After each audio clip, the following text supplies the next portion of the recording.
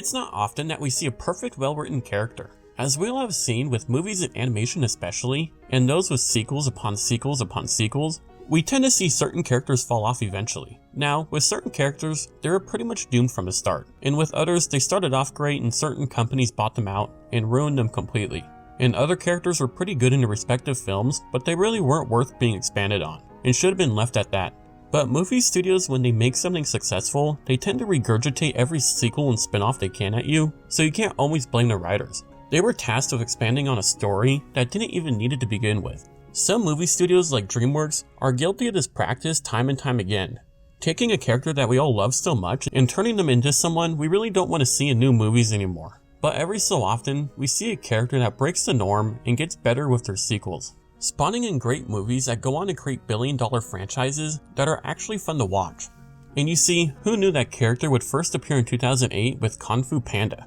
It was crazy to think that Jack Black as a panda would become so popular, or that it would spawn 2 sequels and a 4th movie well on the way. But at its surface, it's not really much to look at. I mean, a movie about a clumsy panda who can't even see his toes wouldn't exactly turn a lot of heads. I don't think many people expected this movie to work that well.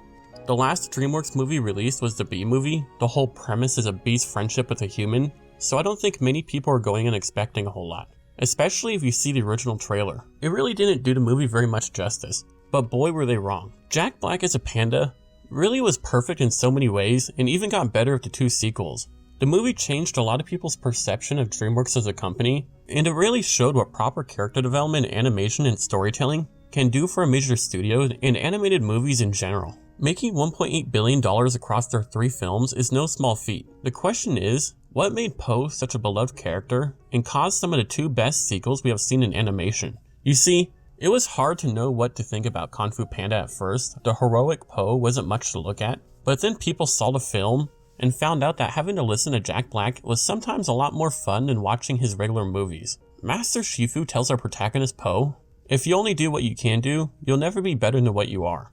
Honest words, ones that very well could apply to the Kung Fu Panda trilogy itself, as they tend to evolve and change over the course of the different movies, but one constant is that Po is often in conflict with himself as much as the intended antagonist.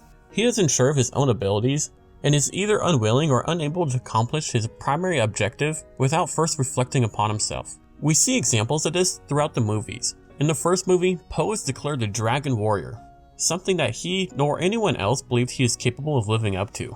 The film is about Po accepting this path, despite the fact that no one else but Oogway believed he would accomplish anything. The villain Tai Lung, an individual whose path was carved for him since childhood, only to have it denied of him.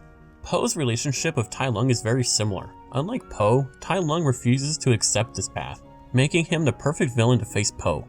In the second movie, Po faces a second adversary, Lord Shen, who plays a tragic role in Po's past, a memory in which he actually suppresses. Po's character arc is very different. His inability to defeat Shen does not come from his lack of confidence or training, as it did with Tai Lung, but his reluctance to tap into a painful memory of his childhood. Of course, he defeats Lord Shen, not before realizing that the pains of his past are not vices holding him back from his abilities, but a source in which he derives his ability. This manifested in a climactic sequence in which Po uses Shen's weapons against him, using the exact same technique he used to unlock and harness his repressed memories.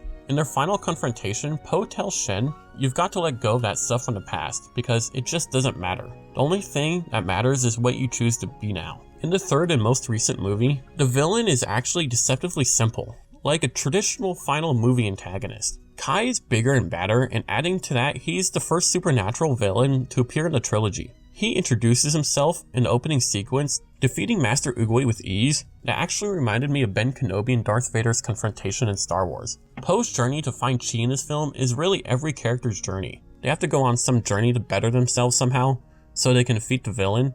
Even Kai, whose journey to collect Chi is more like a conquest.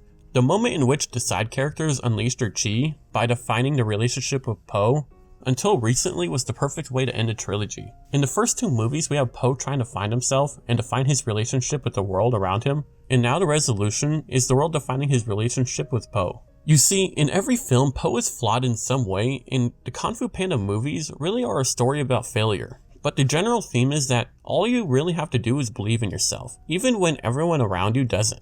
This is part of what makes Po's character so great. Every movie we get something new visuals, drama, comedy, lore. Everything from the new lore to the characters seem to tie into one another. Po isn't a perfect character because the sequel movies are better than the first. You can watch any of these movies and see firsthand that Po has a place. He has his journey and obstacles ahead of him.